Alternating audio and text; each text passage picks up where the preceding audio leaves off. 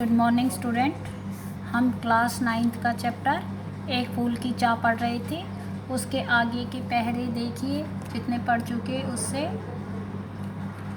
मेरे हाथों से प्रसाद भी बिखर गया, हाँ सबका सब। हाय अभागी बेटी, तुझ तक कैसे पहुंच सके यह अब। न्यायालय ले गए मुझे वे, 7 दिवस का दंड विधान।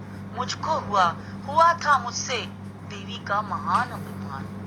कवि कहता है, इस तरह भक्तों द्वारा मारने पीटने पर उसके हाथों से सारा प्रसाद जमीन पर बिखर गया। वह मन ही मन सोचने लगा कि उसकी अभागी बेटी तक यह प्रसाद अब कैसे पहुंच पाएगा, अर्थात ये नहीं पहुंच पाएगा।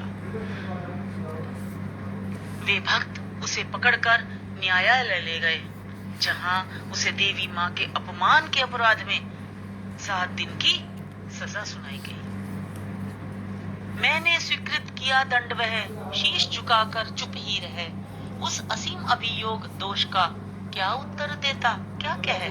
7 दिन 7 रोज ही रहा जेल में, या कि वहां सदियां बीती। अविश्रांत बरसा करके भी आंखें तनिक नहीं बीती। कवि कहता है कि मैंने चुपचाप सिर झुकाकर अपना दंड अर्थात अपनी सजा स्वीकार कर ली, क्योंकि भक्तों ने जो आरोप मुझ पर लगाया था मैं उसका भला क्या उत्तर देता। कवि ने ऐसा इसलिए कहा क्योंकि वे जो लोग थे जिन्होंने आरोप लगाया था वे कथाकथित उच्च जाति के लोग थे, और न्यायालय भी उन्हीं लोगों का था, उन्हीं लोगों के पक्ष में था। इसीलिए वो कहता है, मैं क्या कहता, मेरी सुनवाई कहाँ थी, मेरी सुनवाई कौन कर रहा था, वही तो लोग थे, तो मैं क्या उत्तर देता, क्या बोलता, इसलिए मैं चुप रहा।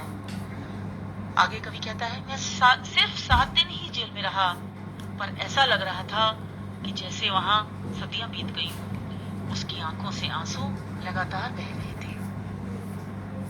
दंड भोग कर जब मैं छूटा, पैर ना उठते थे घर को। पीछे ठेल रहा था कोई भय जर्जर तनु बंजर को।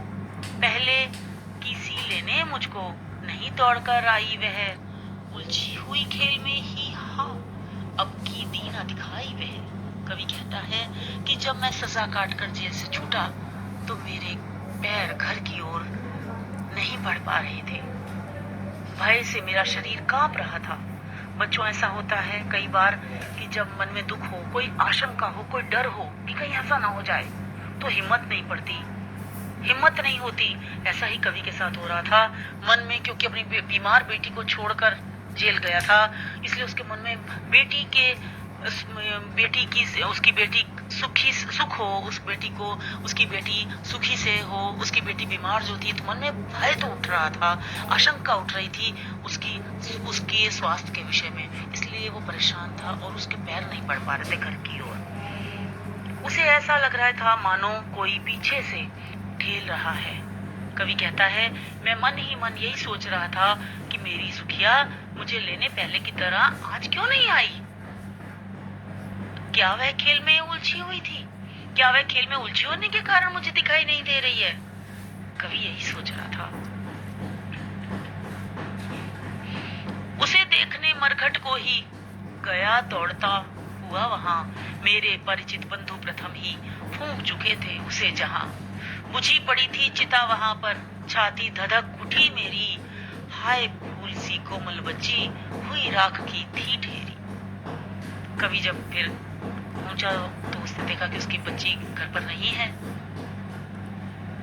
वह उसे देखने के लिए मरघट अर्थात शमशान की ओर गया, अपने डर की पुष्टि के लिए, अपने डर को दूर करने के लिए, अपने डर को देखने के लिए कि जो उसको डर लग रहा है कि उसकी बच्ची कहाँ गई। मन में घबराहट थी, आशंका थी। शमशान की ओर गया तो उसने वहां पर देखा कि उसके पहुंचने से पूर्व ही उसके रिश्तेदार लोग उसकी चिता को अग्नि दे चुके थे। उसकी चिता बुझी हुई पड़ी थी और उसे देखकर उसका हृदय वेदना से अर्थात दुख से भर उठा। आज अपनी फूल के समान कोमल बच्ची को वह राख की ढेरी में देख रहा था और बहुत दुखी हो रहा था। अंतिम बार गोद में बेटी तुझको ले न सका मैं, हा एक फूल माँ का प्रसाद भी तुझको दे न सका मैं, हा।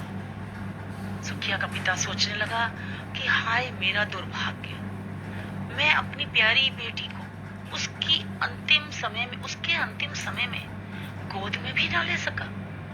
देवी के चरणों का एक फूल भी उसे प्रसाद के रूप में न देकर उसकी आखिरी इच्छा भी पूरी न कर सका।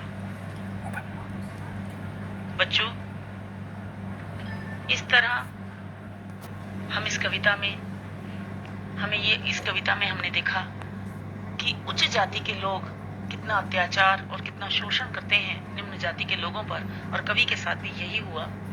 और वह अपनी बच्ची के अंतिम समय में उसकी अंतिम इच्छा भी पूरी नहीं कर पाया और उसकी पुत्री का देहांत हो गया।